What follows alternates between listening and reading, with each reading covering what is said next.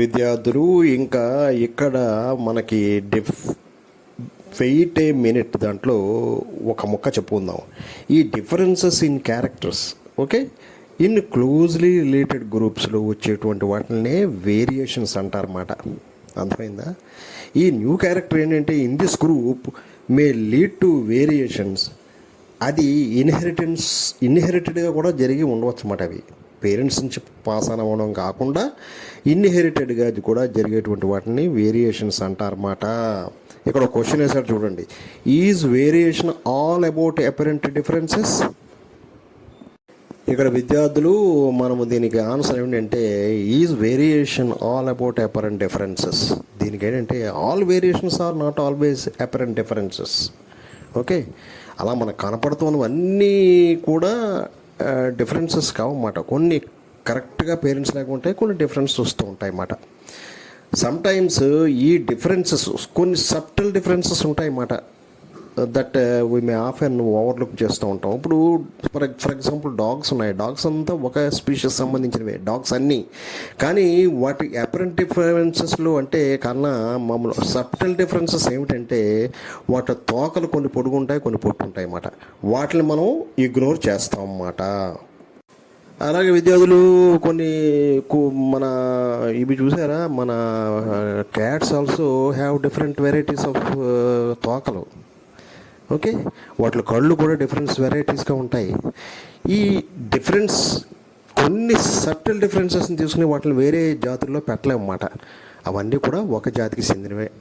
So variation అనేటువంటిది అలా కూడా ఉంటుందన్నమాట. Okay, when these subtle differences accumulate together they may become apparent అన్నమాట. ఇలాగా ఈ సబ్టల్ డిఫరెన్స్ అలా నెమ్మదిగా వస్తూ అవి వేరే అపరెంట్ వాటి కింద ఉంటాయన్నమాట. ఇవన్నీ ఈ ఈ ఈ ఈ ఈ తోక చిన్నవన్నీ ఈ రకం పిల్లరా, ఇది మాను పిల్లురా, ఇది బావరి పిల్లురా అని ఒక వేరుగా మనం సిగ్నిఫికెంట్గా మనం డిఫరెన్స్ క్లాసిఫికేషన్ చేసుకుంటూ ఉంటాం అన్నమాట. అర్థమైందా విద్యార్థులు ఇంకా యాక్టివిటీ 3 చూస్తే observe seeds in a pea or bean pods. Pea ప్లాంట్లో కానీ బీన్ పాడ్లో కానీ అబ్జర్వ్ చేయండి సీడ్స్ని. ఓకే, ఇలా కొన్ని సెవరల్ పార్ట్స్ని అబ్జర్వ్ చేస్తే కానీ మనం జనరల్గా కంక్లూషన్ కట్ చేయలేము అన్నమాట.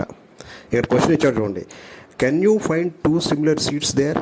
No, they are not 2 similar seeds, they are different. ఒకటి రౌండ్గా ఉంది, ఒకటి కొంచెం ఎగ్ షేప్లో ఉంది. అర్థమైందా విద్యార్థులు? What makes them vary? ఖచ్చితంగా దే ఆర్ డిఫరెంట్ అన్నమాట. ఎలా అంటే ఖచ్చితంగా they vary from one another because they are produced from different ovules గురించి వాటి గురించి ఇదివరకు సెక్షువల్ రీప్రొడక్షన్లో నేర్చుకున్నారు. Ovules of plant are female gametes, మీకు తెలుసు కదా. These gametes carry different factors, genes మాట, ఫర్ డిఫరెంట్ క్యారెక్టర్స్ ర్యాండమ్లీ. అందువలన డిఫరెంట్ జీన్స్ ఉంటాయి కాబట్టి డిఫరెంట్గా వీటికి పాడ్స్, సీడ్స్ ఉంటాయి. ఇక్కడ విద్యార్థులు ఒక మంచి క్వశ్చన్ వేశాడు. Why variations are important? How are variations useful for an organism or population? ఇక్కడ వేరియేషన్స్ ఎందుకు ఉపయోగం అంటే మంచి వేరియేషన్స్.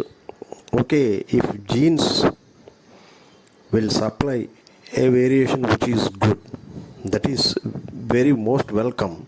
అదేంటంటే ఇంప్రూవ్మెంట్ ఆఫ్ ది స్పీషీస్ జరుగుతుందన్నమాట. ఇక్కడ మనం చూపించాం కూడా, మనం ఇక్కడ ఈ స్పారోస్లో వాటి యొక్క బీక్స్, ముక్కులు అవి రూపాంతరం చెందుతున్నాయి వేరియేషన్ జరిగే కొద్దీ. ఎందుకంటే అలా జరగడం వలన వాటి యొక్క ఆహారపు అలవాట్లను చేంజ్ చేసుకుని ఆహారపు అలవాట్లలో కొంత మెరుగుపడడం జరుగుతుందన్నమాట. అది ముందు నేర్చుకుందాం మనం. అలా వేరియేషన్స్ వలన ఏ పాపులేషన్ కానీ ఆర్గానిజమ్స్ కానీ మంచి జరుగుతూ ఉంటుందన్నమాట. ఇప్పుడు మామూలు హ్యూమన్ పాపులేషన్ అయినా ఒకసారి మంచి జీన్స్ మంచివి అవి హెరిడిటీగా వస్తే అవి కొన్ని ఒకే వ్యాధుల్ని నిరోధించగల శక్తిని కలిగి ఉంటాయన్నమాట. అలాగా ఈ యొక్క వేరియేషన్స్ అన్నది చాలా ఉపయోగకరం అన్నమాట, స్పీషీస్ కానీ హ్యూమన్స్కి కానీ.